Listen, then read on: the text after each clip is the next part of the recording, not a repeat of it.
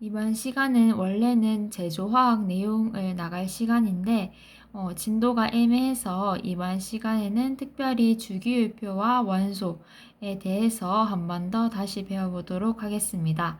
주기율표와 원소라고 하는 것은 여러분들이 앞으로 학교 다니면서 따게 될 자격증인 위험물 기능사, 화학분석 기능사, 그다음 환경 기능사 이 세 가지 기능사를 따는 데 있어서 필요하고 또 제조화학이랑도 겹치기 때문에 그 부분을 위주로 한 번 더 다시 살펴보도록 하겠습니다.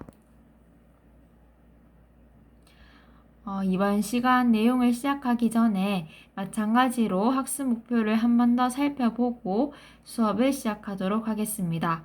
먼저 아까 선생님이 예고한 것처럼 가장 먼저 1번부터 20번까지 원소의 원소 기호, 원자 번호, 원자량, 명칭 이러한 것들에 대해서 한 번 더 다시 살펴보도록 하겠습니다.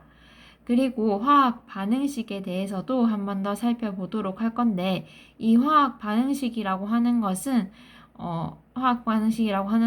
앞으로 여러분들이 자주 접하게 될 뿐만 아니라 선생님이 실제로 수업하면서 다녀보니까 아직 이 화학 반응식이라고 하는 개념이 여러분들한테 익숙하지 않은 것 같다라는 생각이 들어서 이번 시간을 빌어서 한 번 더 짚고 넘어가 보도록 하겠습니다.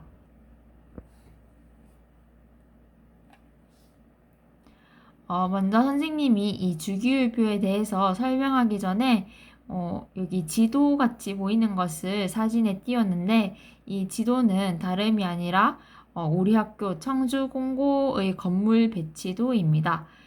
이 건물 배치도를 보면 제일 위에 전자 1학년 2반부터 시작해서 전자 1학년 1반, 전기 1학년 2반, 전기 1학년 1반, 그리고 화공 1학년 2반, 화공 1학년 1반, 설비 1학년 2반 이렇게 있고 또 그 밑에 바로 설비 1학년 1반, 화공 1학년 1반, 항공 1학년 1반, 설계 1학년 2반 뭐 이런 식으로 1학년 각 과별로 반들이 이렇게 배치되어 있는 걸 볼 수 있습니다. 이렇게 과별로 이제 건물의 배치를 해 놓으니까 우리가 이제 건물을 찾을 때 쉽게 한눈에 찾을 수도 있고 또 이제 이 건물 배치도를 보게 되면 이제 화공 1학년 2반에서는 뭐 금요일에 어떤 수업이 있으니까 학생들이 다 같이 뭐 예를 들면 미술실로 이동할 것이다. 아니면 뭐 화공 1학년 1반 같은 경우에는 뭐 목요일에 어떤 수업이 있으니까 뭐 다 같이 뭐 진로실로 이동을 할 것이다. 이런 것처럼 이제 이 건물 배치도만 보고도 이 각각의 위치에서 어떤 일들이 일어날지, 학생들이 어디로 이동할지, 뭐 이런 것들을 쉽게 예측할 수 있다는 이런 장점이 있습니다. 따라서 우리가 이제 이렇게 건물의 위치를 이렇게 배치도로 표시함으로써 한눈에 파악할 수도 있고 또 각각의 위치에서 어떤 일들이 일어날지, 학생들이 뭐 어디로 이동할지 이런 것들을 쉽게 예측할 수 있다는 장점이 있습니다.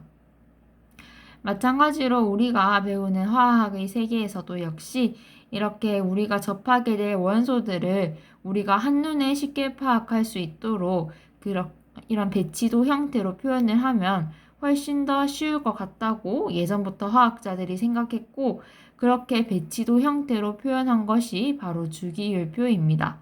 아까 선생님이 이렇게 배치도를 표시함으로써 비슷한 1학년 반끼리 이렇게 묶어 놓기도 했고 또 이렇게 묶어 놓음으로써 각각의 반에서 어떤 일들이 일어날지 어느 정도 예상할 수 있다는 장점이 있다고 이야기했는데 화학의 배치도인 주기율표 역시 마찬가지로 이러한 장점을 가집니다.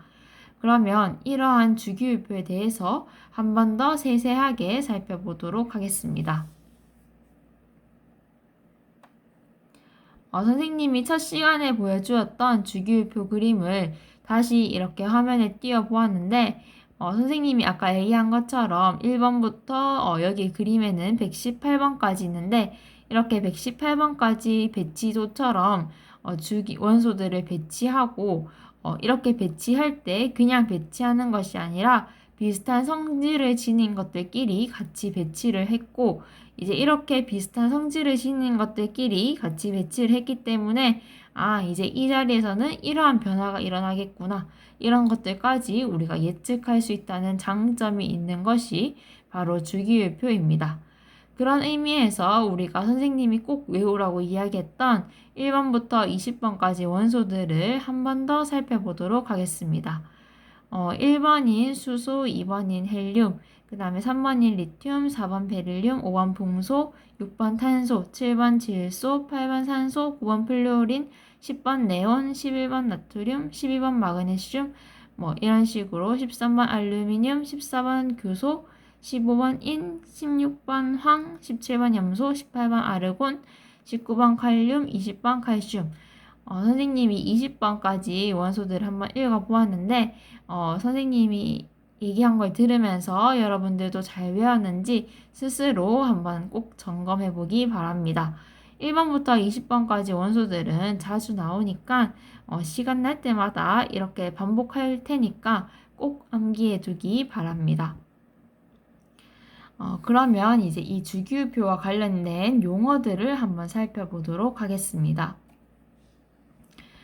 여기 보면 주기율표와 관련해서 선생님이 밑에 주기, 족 이런 말들을 적어놨는데 이제 주기라고 하는 것은 주기율표에 있어서 가로줄을 의미하는 것이고 족이라고 하는 것은 주기율표에 있어서 세로줄을 의미합니다.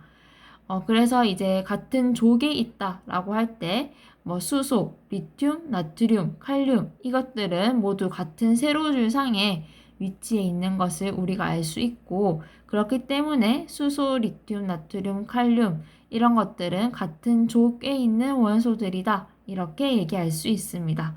마찬가지로 리튬, 베릴륨, 붕소, 탄소, 질소, 산소, 플루오린, 네온 이런 것들은 같은 가로줄에 있고 그렇기 때문에 우리는 이런 원소들이 같은 주기상에 있는 원소이다 이렇게 이야기할 수 있습니다. 그리고 특징적으로 이제 같은 족에 있는 원소들 같은 경우에는 그러니까 주기율표상에서 같은 세로줄에 위치한 원소들 같은 경우에는 이 성격이 비슷한 성격을 가지고 있습니다. 예를 들면 첫 번째 줄에 있는 뭐 수소, 리튬, 뭐 나트륨, 칼륨 이러한 것들은 뭐 격렬하게 반응을 한다는 이런 성질이 있는 것처럼 이 같은 족에 위치한 것들은 같은 화학적 특성을 지닌다는 것 한번 기억하고 넘어가면 좋을 것 같습니다. 다음으로 아까 선생님이 이야기한 화학 반응식에 대한 내용이 나오는데 이제 이 화학 반응식이 뭔지 조금 더 와닿게 하기 위해서 선생님이 여기 동그라미 3개를 준비했는데 여기 화면상에는 조금 색깔이 구분이 잘 안 되는데 가장 먼저 빨간색 동그라미와 노란색 동그라미를 더했더니 주황색 동그라미가 나온다. 선생님이 이걸 표현하고 싶었는데 우리가 초등학생 때 했었을지 기억은 잘 모르는데 그 빨간색 찰흙이랑 노란색 찰흙을 잘 합치면은 주황색 찰흙이 된다거나 아니면 빨간색 물감이나 노란색 물감을 합치면은 주황색 물감이 되는 것처럼 우리가 어떤 두 가지 빨간색 물감과 노란색 물감을 같이 섞었을 때 주황색 물감이 나온다. 이것을 이제 표현하기 위해서 빨간색 더하기 노란색은 그 결과로 화살 표시 한 다음에 주황색이다. 이렇게 표시하면 훨씬 더 이제 쉽게 이런 변화들을 우리가 알아차릴 수 있는데 마찬가지로 이제 화학의 세계에서도 역시 이제 어떤 것들이 반응을 해서 어떤 것들이 결합을 해서 다른 새로운 물질을 만들 때는 이렇게 더하기와 화살 표시를 이용해서 표시를 하게 되고 이러한 것을 우리는 화학 반응식이다. 이렇게 이야기합니다. 그래서 선생님이 밑에 예시로 지난 시간에 우리가 선생님이 예시로 들었던 화학 반응식을 적어놨는데 여기 보면 NH3라고 하는 물질과 H2O라고 하는 물질이 같이 반응을 해서 결합을 해서 그 결과로 화살 표시하고 NH4 플러스와 OH 마이너스라고 하는 물질을 만들었다. 이렇게 우리가 화학 반응식으로 표시할 수 있습니다.